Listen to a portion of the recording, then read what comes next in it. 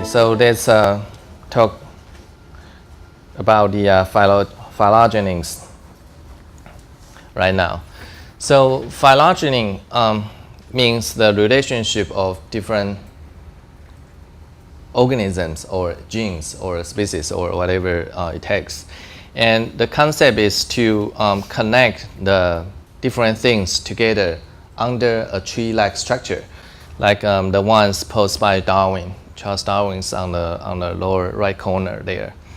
So this basically gives you a very visualized structure for the relationship, which might not be really true in many cases. If we are talking about, for example, for the different species, if the species can hybridize each other, then the tree may not be tree-like, right? It could be a network-like. And if the gene flow is free, then it probably will be a totally mess. The same thing can be applied to the genes. If the genes are recombinant, there's a lot of recombinations, then the tree will probably not reflect the true relationship. The true relationship could be a network-like or a basic mess. It's also possible. And we may talk about how to detect the recombination events in the sequences later on. But basically, we have to keep in mind that although we are using this phylogenetic analysis quite often, but sometimes you have to be aware that could be not true, could be something else. It's just an indicator for the relationship. It could be a hypothesis in a way. And basically, so in other words, the phylogenetic tree is a theory which is testable and could be modified or be verified by different methods. And again, because we except in the experimental evolution studies, otherwise we cannot go back in time. Therefore, we have no idea what if this tree is correct or not. But we still can have the best approximate for this is the most probable tree or the highest probability or the most likely tree for the solution of the relationship. So anyway, so this is I think the most important concept you should have. And again, the data could be morphological or molecular data. And the very important thing is for the molecular study is the sequence alignment. I think already talked about that. And also Dr. Ding already mentioned how important is the alignment, because everything, the character-based method, are really rely on the homology of the sequence alignment. If the alignment is not homologous, then you are comparing the wrong thing from the very beginning. So it doesn't matter if the method is very good or not. In the beginning, if that's wrong, then everything is wrong. So, but we are not going to talk about the alignments anymore. And we'll focus on everything after we have the data sets, and which is the phylogenetic analysis. So for the trees, and we need to have some exercise for practice how to visualize the tree. And here are two trees for the relationship among different group of animals. So are these two trees different? They look a little bit different. I mean, the order from fish, frog, lizard, mouse, and human become like fish, lizard, human, mouse, and frog. Are they different? How different? I saw some people nodding their head because the order is different. But does the relationship different? Actually not. Human is most closely related to mouse in this tree, the same there, and then to lizard, and then to frog, and then to fish. So in other words, these these two trees are identical in terms of the relationship. And the most important thing to read a phylogenetic tree is to realize basically we are only worrying about the relationship, but not how we arrange the tree. So we have to be very careful on reading the figures from the paper. And sometimes they are playing tricks and they want to arrange the things, they want to group them together, and give you a very different views for the relationship. But if you are really aware about this relationship, you will really understand what's going on there, and what the most important is the relationship itself. So the answer is yes, they are the same. So another very important concept is to we give you some of the terminology of the trees. We will probably mention it a lot later on. The first one is the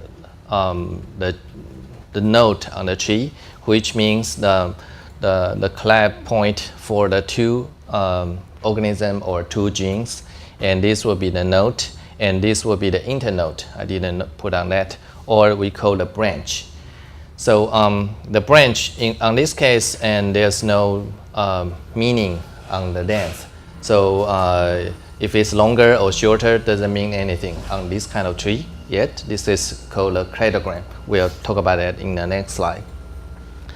And we'll see on this tree, there's something happen here at the very base, and this is called the root of the tree, which means the origin of the tree. And how do you know this is the root? And that's quite tricky in many cases. And sometimes you really cannot figure out what is the root. For organisms, it probably wouldn't be the problem, and you will always can find something else which is outgroup. But for some genes or in gene families, sometimes it is very difficult to figure out what is the root for the gene family, because you have, if you cannot pull out all the gene family members, then you may have some trouble figuring out what is the actual root. Anyway, so, and also there's a term here called MRCA. We'll probably use that later as well. It's called the most recent common ancestor, and this is a concept for finding the correct node for a particular case. So in this case, for example, which is the MRCA of the mushroom and the sponge? Okay, well, there are 5 organisms here: tomato, fern, sponge, mouse, and mushroom. And what is the MRCA for mushroom here at the end, and also a sponge? BCDOE, or ABCDOE. So what do you think? What is the MRCA for that? The most recent common ancestor.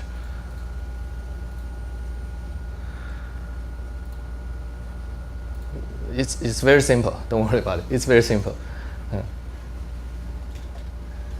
For this guy and this guy, is it E? A? D? Yeah, it's just D. It's a very simple concept.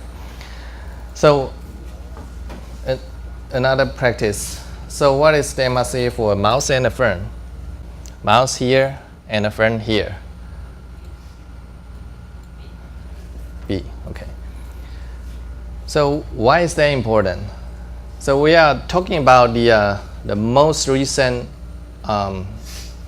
ancestor. So what's the difference between D and B here and here? So if we are talking about a sponge and mushroom, and this is still the common ancestor for sponge and mushroom right here. And the differences will be from if we put a time point from here, from early to late, the recent time, then there will be some differences between B and D because they evolve from here to here. But how do we know? We almost cannot know that because we cannot trace back in time. And none of the samples are from ancient time. There's no ancient DNA on this diagram, right? So we are, when we refer, for example, the differences between sponge and mushroom, we can find some of the mRNA sequences and also reconstruct the ancestral sequence itself. But that's for the D. And that's the timing for these two branches to pull out, but not the timing right here. And there are some differences between the two times. When you are talking about the fossil evidence, and we are talking about the molecular clock. Well, I think Jody already talked about the molecular clock. But we need to connect the fossil record, the time, and also the branching of the certain sequences. And that's the most important differences between that. And if there's a fossil, we know that. But it could be happen from B to D in any point of that. And how do we know is the fossil date is corresponding to B or to D?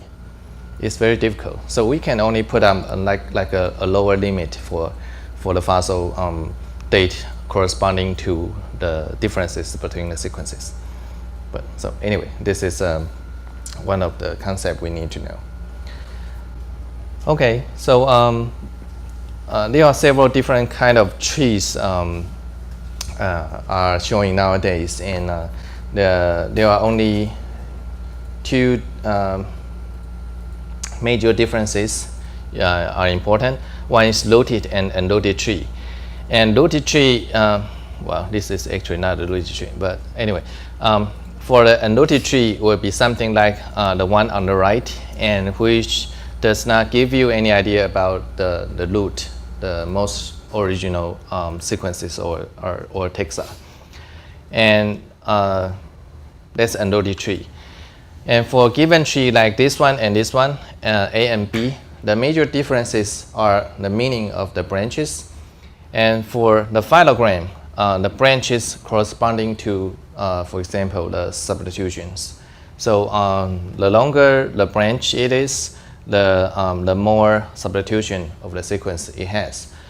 But for this one, it's called a cladogram. The branch does not have any meaning. I mean, the length of the branch does not have any meaning, but it only shows you the branching patterns of this one. And so be aware of the three figures you are looking when you read the paper to see if they are cladogram or phylograms. And sometimes, and phylogram is very important, but sometimes it can twist about the relationship in a way, because if only one branch is very long, then everything else will be very short, even though it really has some meaning. If you eliminate the long branch, then everything will become well resolved of the tree. So sometimes you will be very careful about using the phylogram. But if you are only showing the cladogram, you are losing the information on the substitution, the change of the branch. And some students, when they want to discuss their result with me, and sometimes, okay, this is the tree I got and only got a cladogram. But I have no idea about the actual changes. And sometimes there are some weird result happen if you show the phylograms, and there's one branch really long, or one or two, then it probably will give you a wrong estimations due to some methodological concerns, like a long branch attraction. I'll talk about that later.